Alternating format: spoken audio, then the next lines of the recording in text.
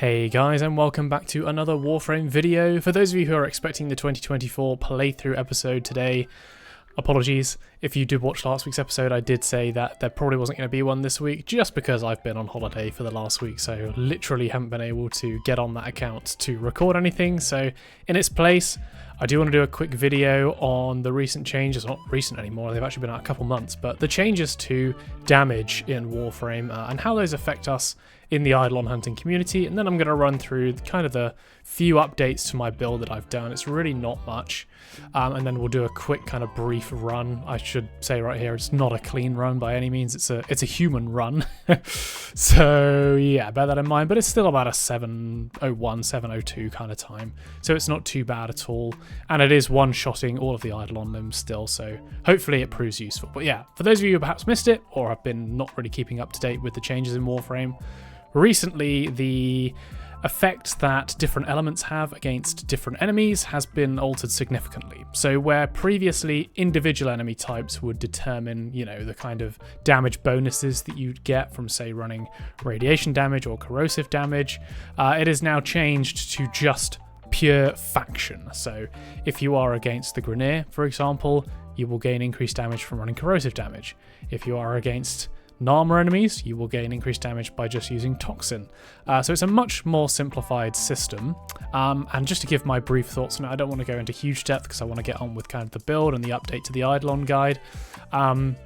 I am not an overall fan of it. I think I preferred the previous system with the individual enemy types. I think it provided a bit more depth. And obviously the different armor types now is completely irrelevant. There's just armor. And that will feed into obviously some of the things that you see in this build and in the run. So yeah, I preferred the old system, but I can completely appreciate why they've done it to simplify the system.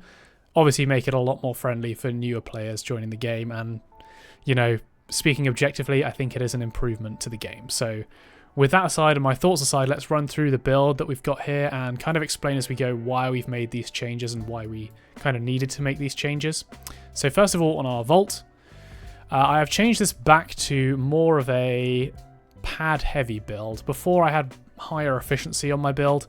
Now I've kind of sacked that a bit, but I have put on preparation and prime flow, as well as arcane energize to try and limit the amount of energy pads that I have to use in a run. I'm still using Eclipse, despite obviously the damage decrease on that. I made a video a while ago, I think, exploring how Eclipse's damage changes have influenced hunting. To be quite frank, it still provides a very nice bonus.